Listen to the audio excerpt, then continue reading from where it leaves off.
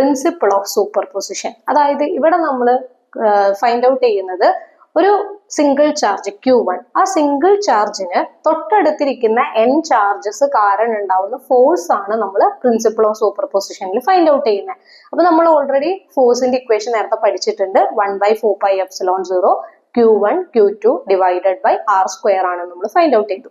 അപ്പോൾ F1 ആണ് ഞാൻ എടുത്ത ചാർജ്. ആ ചാർജിന്റെ തൊട്ടടുത്ത് n ചാർജുകൾ ഇരിക്കുന്നുണ്ട്. സോ F1 എന്നുള്ള ചാർജിൽ n ചാർജുകൾ എക്സേർട്ട് ചെയ്യുന്ന ഫോഴ്സിനെ നമുക്ക് F12 plus F13 plus F14 plus etcetera plus F1n. ഇവിടെ നമ്മൾ n ചാർജസ് ആണ് എടുക്കുന്നത്, അതുകൊണ്ടാണ് ഇവിടെ n എന്ന് കൊടുത്തത്.